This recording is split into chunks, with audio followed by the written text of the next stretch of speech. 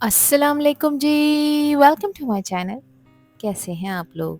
उम्मीद करती हूँ सब खैरियत से होंगे या मज़े में होंगे। आज आप लोगों के साथ शेयर कर रही हूँ लाजवाब मटन मसाला ग्रेवी, जितनी रिच, स्पाइसी और फ्लेवरफुल है कि खाने वाले उंगलियां चाटते रह जाएंगे। ये रेसिपी न सिर्फ ईद के ख़ास लम्हों को और भी यादगार बनाएगी, बल्कि आपकी डाइनिंग टेबल की शान भी बनेगी।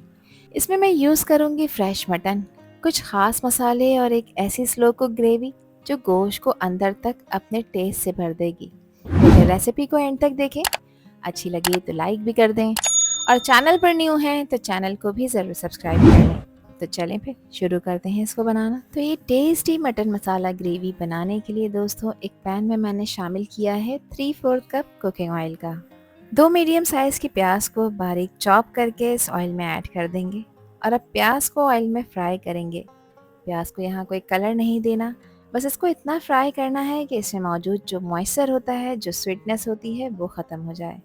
प्याज थोड़ी सी ट्रांसलूसेंट होगी और उसके बाद पिंक टोन पर चली जाएगी। तो अब इस पॉइंट पर इसमें मैं ऐड कर दूंगी मटन। तो ये 750 ग्राम मटन है जिसको मैंने अच्छी तरह से वॉश कर लिया है। साथ ही इसमें 1.5 टेबल स्पून अदरक लहसुन का पेस्ट शामिल कर देंगे, क्योंकि अब इसकी बहुत अच्छी तरह से भुनाई करनी है। मटन को आपने 4 से 5 मिनट हाई फ्लेम पे अदरक लहसुन और ऑयल में फ्राई करना है, ताकि इसमें मौजूद जो हीट स्मेल होती है वो ख़त्म हो जाए और इसकी जो पिंक टोन आपको नज़र आ रही है ये भी चेंज हो जाए और मटन का कलर वाइट हो जाए। तो ये बहुत इंपॉर्टेंट स्टेप है, इसको आपने स्किप बिल्कुल नहीं करना। 1 टीस्पून इसमें मैं नमक शामिल कर रही हूँ। मटन को भूनते वक्त अगर आप नमक ऐड करते हैं तो उससे ये होता है कि नमक गोश्त में अंदर तक एब्जॉर्ब होता है और मसाले भी प्रॉपर गोश्त में घुल मिल जाते हैं। अब 4 से 5 मिनट हाई फ्लेम पे इसको भून लेंगे। यहाँ पर देखें मटन ने अपना कलर चेंज कर लिया है। तो अब इसको गलाना है, तो इसलिए मैं यहाँ पर तकरीबन 2 से ढाई ग्लास पानी के ऐड करूँगी। तो अब इसे कवर करेंगे और कवर करके इसमें जब बॉईल आ जाएगा उसके बाद आपने गैस का फ्लेम लो करना है, मटन को 50% तक टेंडर करना है। तो यहाँ पर तकरीबन 25 मिनट के बाद मैंने इसका कवर हटाया है। मटन यहाँ पर 50% टेंडर हो चुका है और अभी भी इसमें अच्छा खासा पानी शामिल है। बस अब इसी पानी में हम और भी दूसरी चीज़ें ऐड करेंगे ताकि मटन 100% टेंडर होकर सॉफ्ट और जूसी हो जाए। तो अब मैं इसमें ऐड कर रही हूँ 4 बड़े साइज़ के टमाटर। टमाटर को मैंने सेंटर में से हाफ़ करके इसमें ऐड किया है। इस तरह करने से ये होता है कि टमाटर में मौजूद जो छिलका होता है वो आराम से उतर जाता है। कवर करेंगे और 5 मिनट के लिए अब आपने इसको मीडियम फ्लेम पे पकाना है ताकि टमाटर थोड़े से सॉफ्ट हो जाएं। 5 मिनट हो गए हैं इसको पकते हुए, अब चेक कर लेते हैं। देखिए टमाटर यहाँ पर सॉफ्ट हो चुके हैं, बस इसका छिलका उतार देना है। ये स्टेप इसलिए ज़रूरी है कि जब आप टमाटर का छिलका उतार देते हैं तो उससे ग्रेवी का टेक्सचर बिल्कुल रिच और स्मूथ हो जाता है।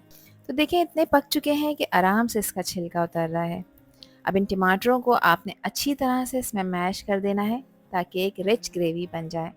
टमाटर न सिर्फ इसको एक टैंगी फ्लेवर देंगे, बल्कि ग्रेवी के टेक्सचर को भी इम्प्रूव करेंगे। तो सारे टमाटरों को मैंने यहाँ पर मैश कर दिया है और अब गोश्त को 100% गलाना है। गोश्त को मैंने 100% गला कर तैयार करा है। इसको मैंने 20 मिनट मज़ीद रखा था।